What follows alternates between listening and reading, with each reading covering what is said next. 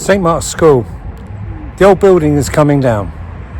The old building has been here since 1965. School celebrating its 60th anniversary. As the editor of Your Harlow, as a former pupil here between 73 and 81, it's a long story. I wasn't sure how to report this. Do I just show photographs of the building? There'll still be a new school coming, but is it a bit like White Hart Lane and Tottenham Stadium? But I think about this is just a personal reflection from a long time ago, but it still means an awful lot to me. It means a huge amount to me. For some people, it was 5 years, it came and went, and they want nothing to do with it, etc. That's their own personal memory. For others, it's a huge part of their lives. So this is purely personal.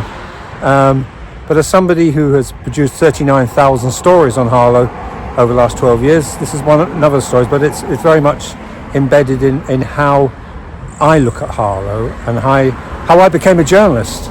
And so this is a little tribute to St Mark's School.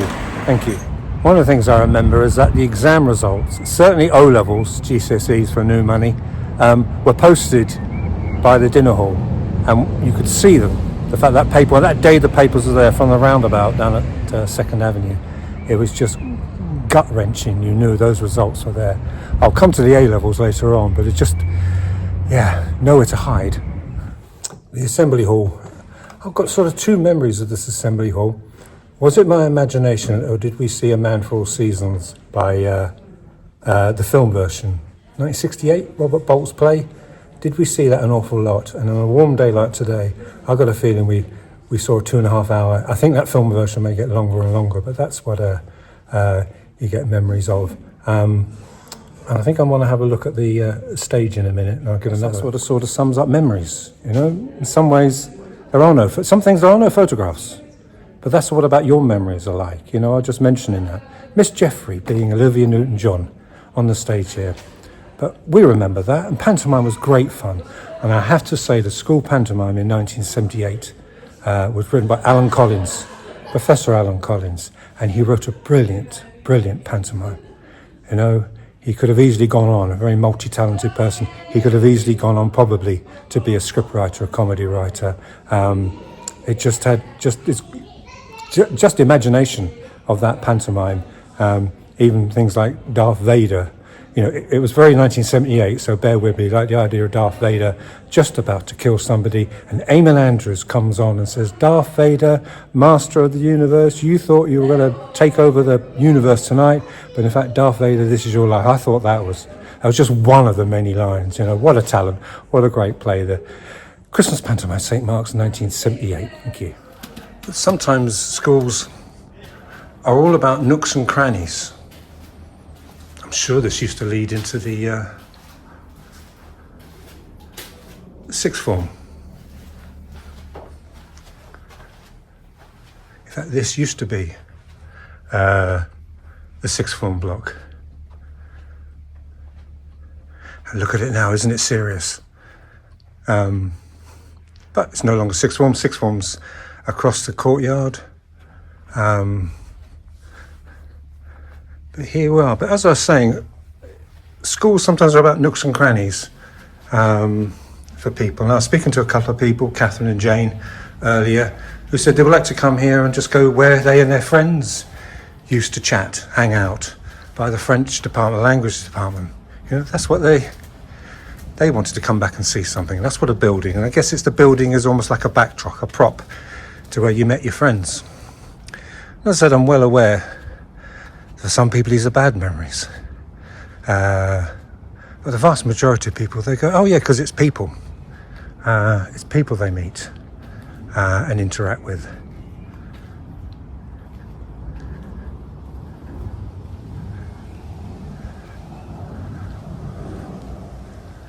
And sometimes you'll come to a place now, why, as somebody who did their A-levels in English and history and religious studies, why am I down the smaller in the science block?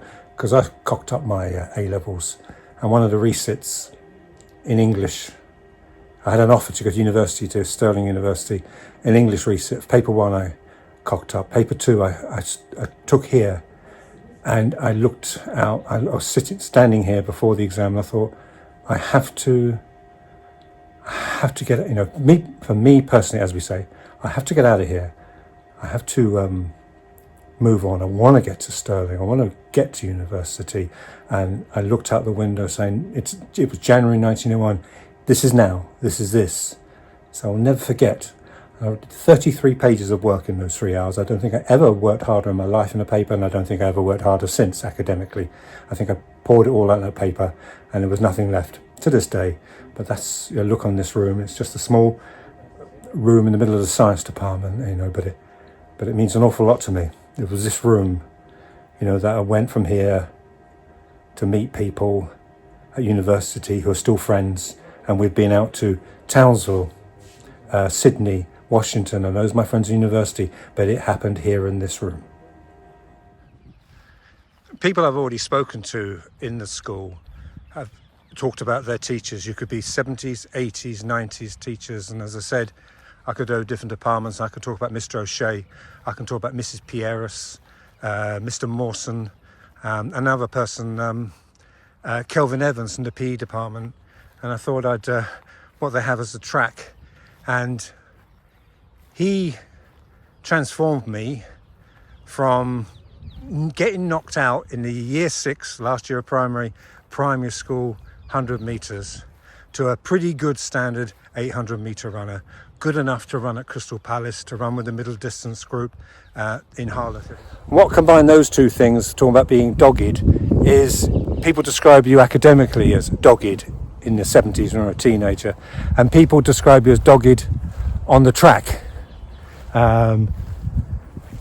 Durable, dogged. And then in many years later, when you're in a profession or trade or whatever you call it, and mine happens to be journalism, when people call you dogged, you're like, well, that's quite a compliment, you just don't go away. So where you once were sort of just plugging away the half mile or cross country, etc., now it's investigating politics, investigating crime.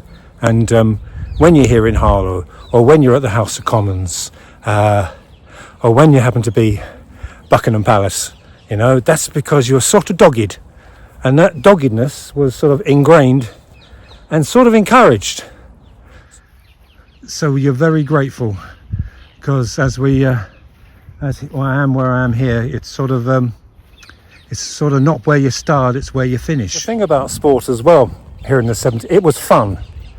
My running, with Hull Athletics Club, and then with the team here, etc. Yes, it got me down to Crystal Palace and places like that. But it was here with the rugby team.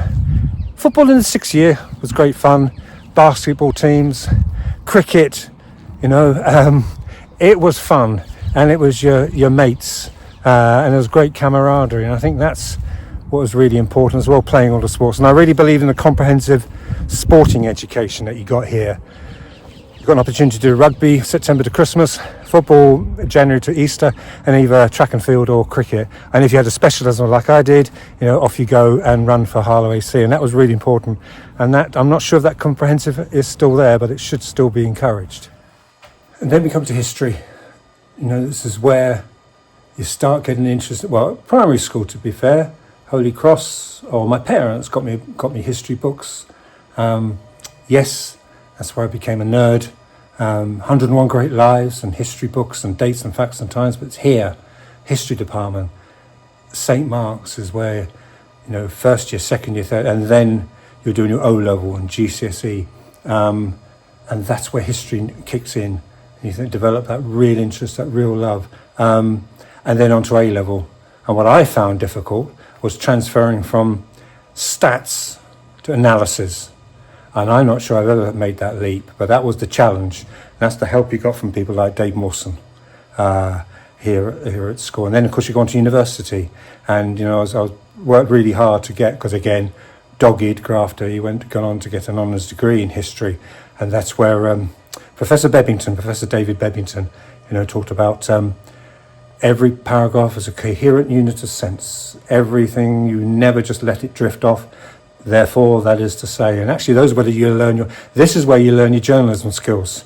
History, inquiry, presenting an argument, and let somebody else decide. But it's in this room here, Vietnam War Arab-Israeli War, things change. Russian Revolution, Watergate. And again, when you're a kid studying Watergate here, and last year I was at the Washington Post, and it was still that kid.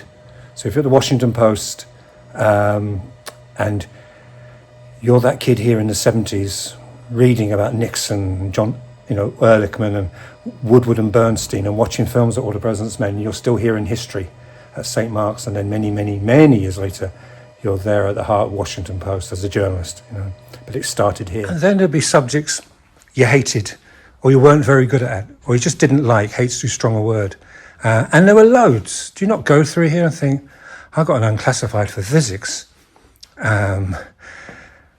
chemistry, subject like that. But here we are, woodwork.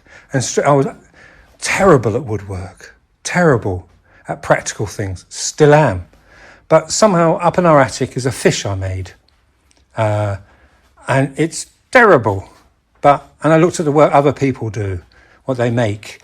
And I think, God, you're so talented. And they were like, I'm just at woodwork, I'm not going to do anything. I want to become a carpenter. But there's still, I thought, I really admired that. And yet I was sort of really proud of my fish, made in 1976. And that's for me to be proud of. Still sitting in the attic. I don't think it's coming down anytime soon. And that's a sort of a personal memory. It's not all about necessarily things you got A's for, which are few and far between, but sometimes just some personal satisfaction. And that's just me and my fish. And as it was in the 1970s, as it is today, I come down and film the open evenings. I'm always in awe of the artwork that pupils produce. How can you compare my essays at English and history with the work people of my age and people who are 15, 16 years of age produce? I just think it's fantastic. And I admire every single person who produces a work of art. And sometimes I like to come down to this bit just to stand and have a look at the quality of the work they produce. And they did in the 70s. You'd see their pupils doing their... there was an art teacher who smelt of patchouli oil. That's all I remember. There was another art teacher who I think she was Scottish and knew Jerry Rafferty. But meanwhile, I digress. I just love the quality of art as it was in 75 and it is in 2025. And this is English. I think this is anybody who was taught by Mrs. Pieris, Judith Pieris, got what I can only describe as a first-class education. I describe going from GCSE O-level to A-level was such a leap, was such a challenge. Suddenly you're talking about Beowulf, Chaucer, Troilus Crusade, Troilus and Cressida, Othello, Paradise Lost, Murder Cathedral. I could go on, and I probably could do. But if you get that, if you even hang on to your coattails there, you had a really good grounding in English literature. You had a really good grounding in command of the language. And this is where the hard yards, for somebody who, like myself, went on to journalism, this is where, and again, you felt right at the back. As I said, you could be at the back of a middle distance group run, you could be back of this class, an A-level English class. But if you sort of hang on, you learned so much and achieved it, and which stood you in good stead in that way. And I probably didn't appreciate it until many, many years later. And that was an education with Judith Pieris and an English department. It was tough, but it was so, this is where the apprenticeship was. History was the facts, and I didn't really move across that. Here is when analysis went on, and even though I didn't really grasp it, I got there. So important for future years. So I thought I'd just end here in a library, because I just like the idea of school still having libraries and books, and it's important, but also anytime you come here, there's still a real feeling of learning.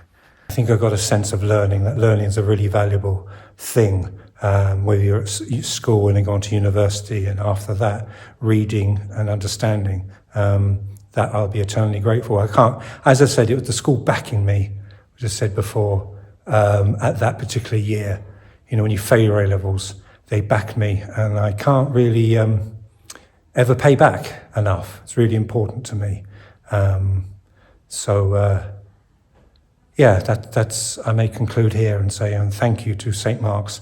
I've got 2 grandchildren here, and another one's coming, and absolute confidence in the school and the future as they rebuild. So that's me. I've been round, and it's actually interesting meeting people who have been in the school in the 90s and the first 10 years of this century, and what their memories and thoughts are. And they're just quite like, as I said, going around having a look at things of their old school, and are really encouraged to hear that the new build planning permission has been granted, and we're looking at different stages. Here we are in July 25, and it could be here in 28, and so it's great. And as I said, people have their own individual memories. There's families here, a few generations, and as I said, school, it is what you make of it, and what makes of you. And this is my individual piece, my individual vlog on St. Mark's. Thank you very much for looking in.